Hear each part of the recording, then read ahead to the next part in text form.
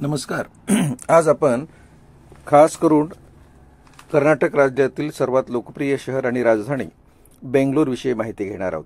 बेंगलोर शहराला भारताच्या नव्या पिढीचे शहर असं म्हटलं जातं. या शहराला भारताचे आयटी शहर सुद्धा म्हटलं जातं. याच शहरामध्ये सॉफ्टवेअर आणि कॉम्प्युटरशी संबंधित अनेक मोठ्या कंपन्या आहेत आणि देशातील अनेक युवक येथे चांगल्या पदावर नोकरी करत आहेत. बेंगलोर शहरामध्ये 51% पेक्षा जास्त लोक भारताच्या वेगवेगळ्या भागातून येऊन वसलेले आहेत.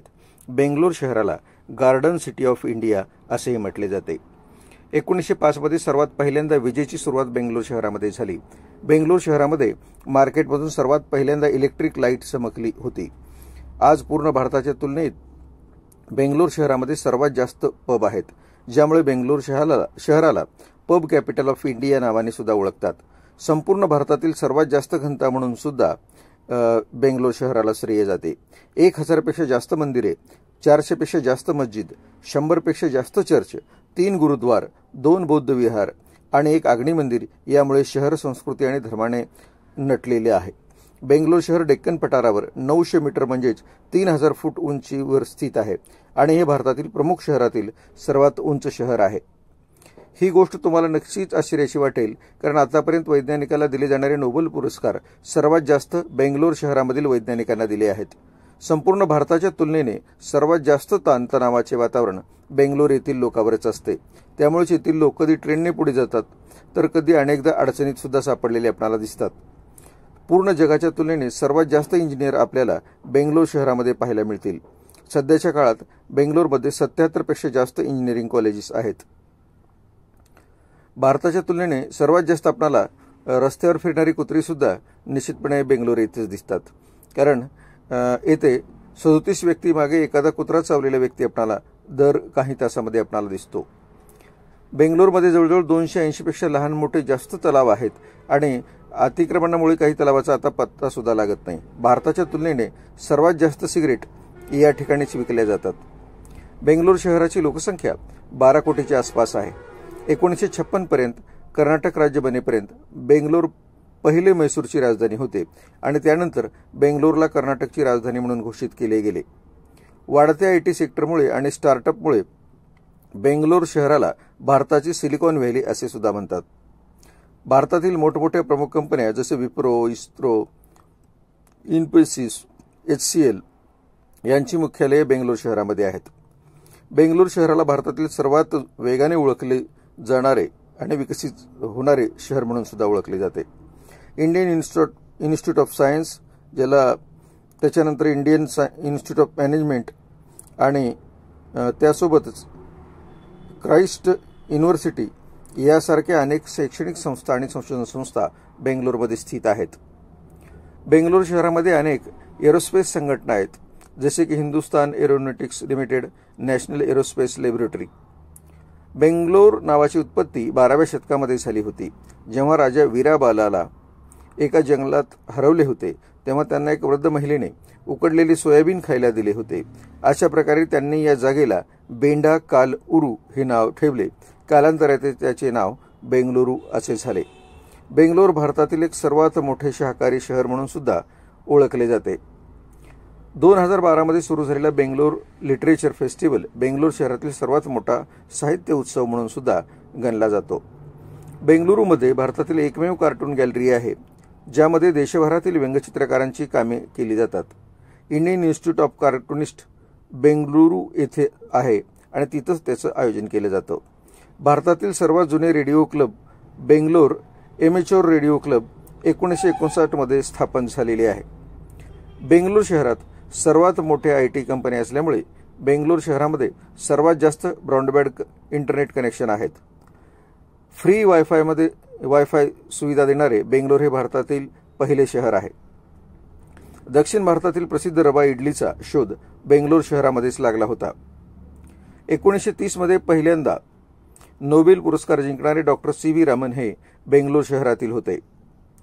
जर खेळाचा विचार केला तर अनिल कुंबळे, रॅबिन उत्तप्पा, रोहन बोपन्ना हे सुद्धा बेंगलोरमधील आहेत.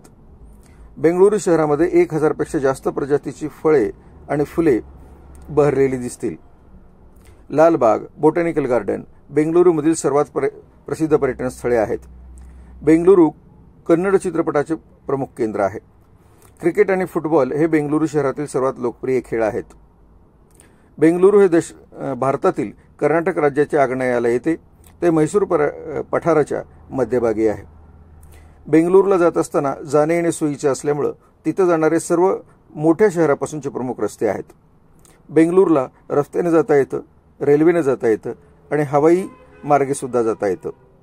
बेंगलुरूपासून अनेक प्रसिद्ध स्थळांना जायला चांगली सुविधा आहे.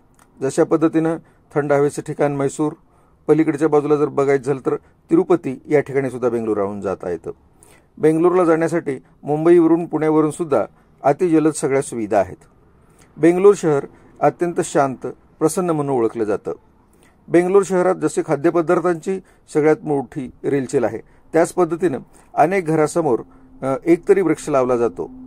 बेंगलुरू शहरामध्ये दिल्या जाणाऱ्या खाद्यपदार्थाला ज्यावेळा ग्राहकापुढे ठेवलं जातं त्यावेळा केळीच्या पानावर सजवून ठेवलं असल्यामुळं अनेकदा तिथले पदार्थ खायलाही उत्तम लागतात आणि नैसर्गिक पदार्थांची रेलचेल मोठी आहे. श्री श्री श्री रविशंकर महाराज यांचंही प्रार्थनास्थळ आणि प्रशिक्षण केंद्र बेंगलोरजवळच आहे. बेंगलुरू शहराला 2 ते 3 रेल्वे स्टेशन्स असून यशवंतपूर नावाचं रेल्वे स्टेशन, जुनं बेंगलुरू रेल्वे स्टेशन हेही रेल्वे स्टेशन्स सगळ्या भारतीयांची सेवा करतात. बेंगलोर न्यू दिल्ली एक्सप्रेस ही रेल्वे खूप जुनी असून या रेल्वेच्या माध्यमातून सुद्धा लोकांना आपणाला इच्छित स्थळी जाता येतं.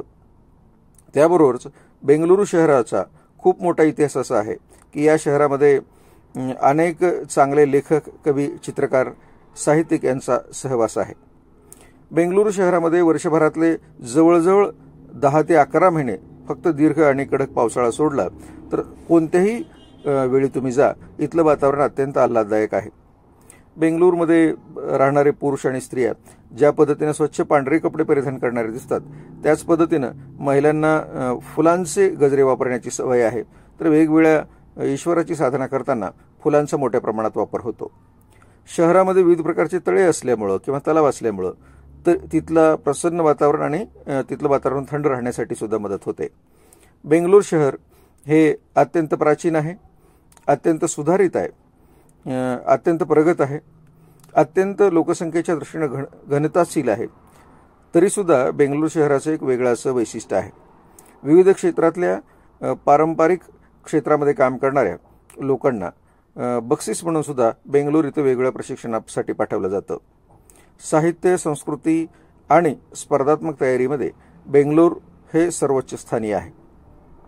बेंगलुरूमध्ये असलेल्या विविध घरांचं, इमारतींचं बांधकाम बघितलं तर हे बांधकाम तंत्रज्ञान अत्यंत शुद्ध आहे. बेंगलुरू इथं असणारी वेगवेगळ्या प्रदर्शनं आणि प्रत्यक्षात वेगवेगळे प्रॅक्टिकल असणारी स्थानं खूप मोठ्या स्वरूपात आहेत आणि म्हणूनच इंजिनिअरिंग विषयाचा अभ्यास करण्यासाठी बेंगलुरूमध्ये जाणाऱ्याची संख्या मोठ्या स्वरूपात सापडते. बेंगलुरू हे शहर ज्या पद्धतीनं कर्नाटकातलं प्रसिद्ध शहर आहे, त्याच पद्धतीनं देशातलं सुद्धा एक प्रसिद्ध शहर म्हणून बेंगलुरूचा नामोल्लेख केला जातो. बेंगलुरूला जात असताना ज्या पद्धतीनं एखादी व्यक्ती आनंदाने जाते, त्याच पद्धतीने दीर्घकाळ तिथं राहत असताना सुद्धा बेंगलुरू कंटाळवाणं वाटणारं किंवा लवकर कुठल्या तरी नैसर्गिक आणि पर्यावरणीय अडचणीमुळे बाहेर यावंसं वाटणारं स्थळ नाही. म्हणूनच बेंगलुरूची संख्या वारंवार मोठ्या स्वरूपात वाढते आहे आणि कधी कधी ही अडचणसुद्धा त्या ठिकाणी जाणवते आहे. बेंगलुरू शहर जेवढं प्रसन्न आहे, जेवढं प्रदीर्घ आहे, जेवढं मोठं आहे, जेवढं विस्तारित आहे, त्याच पद्धतीनं सातत्यानं त्याचा प्रमाणबद्ध असा विस्तार केला जातो. म्हणूनच तिथले रस्ते, तिथल्या सर्व प्रकारच्या वाहन सुविधा ह्या दर्जेदार स्वरूपाच्या सापडतात. बेंगलुरूला सर्व प्रकारच्या शैक्षणिक सुविधेबरोबरच करमणुकीच्या सुविधांची सुद्धा रेलचेल मोठ्या स्वरूपात आहेत. म्हणून वर्षभरात कोणतंही सीझन असो, तुम्हाला दूरच्या कुठं पर्यटनासाठी जर जाण्याला संधी मिळत नसेल तर बेंगलुरू शहर आपलं स्वागत करतं. बेंगलुरू शहरातल्या उत्तम खाद्यपदार्थाच्या शृंखलेमध्ये आपण केव्हाही जाल त्यावेळा अवीट गोडीचे सगळे पदार्थ आपल्याला तिथे खायला मिळतात. तसेच प्रसन्न ताजी फुलं, चांगल्या पद्धतीने नैसर्गिक रीतीनं पिकवलेली फळं आणि विविध प्रकारचे पेहराव, विविध प्रकारच्या भेटवस्तू यांचा आगार म्हणजेच बेंगलुरू असं म्हटलं तरी हरकत नाही. आपण बेंगलुरूला जाण्याचा प्रस्ताव ठेवावा. आपण निश्चितपणे सहलीला बेंगलुरूला जावं. रंगीबेरंगी बेंगलुरू आपणाला आकर्षित करून घेतल्याशिवाय आणि आपल्या मनाला उल्हासित केल्याशिवाय राहणार नाही याची खात्री आहे. चला, बेंगलुरूच्या टूरचा प्लॅन बनवा. सुट्टीमध्ये जेव्हा शक्य आहे त्यावेळेला बेंगलोरला जा आणि अत्यंत प्रगत असणारं, अत्यंत प्रसन्न असणारं आणि खाद्यश्रेणीमध्ये सर्वांचा लाड पुरवेल अशा पद्धतीचं शहर असणारं बेंगलोर तुमच्या स्वागतासाठी तयार आहे. धन्यवाद. ही माहिती तुम्हाला कशी वाटली बघा. जर माहिती आवडली तर लाईक करा, शेअर करा आणि सबस्क्राईब करा. दररोज विविध वेगवेगळ्या विषयावरची माहिती कमलाकर सावंत यूट्यूबवरून दिली जाते, म्हणून आपण या यूट्यूबचा निश्चितपणे वापर करा आणि त्या यूट्यूबवरून येणाऱ्या माहितीला आपल्याकडे संग्रहित करा, इतरांनाही ती माहिती पुरवा आणि निश्चितपणे माहितीचा आणि प्रत्यक्ष दृश्याचा आनंद घ्यायला शिका. धन्यवाद.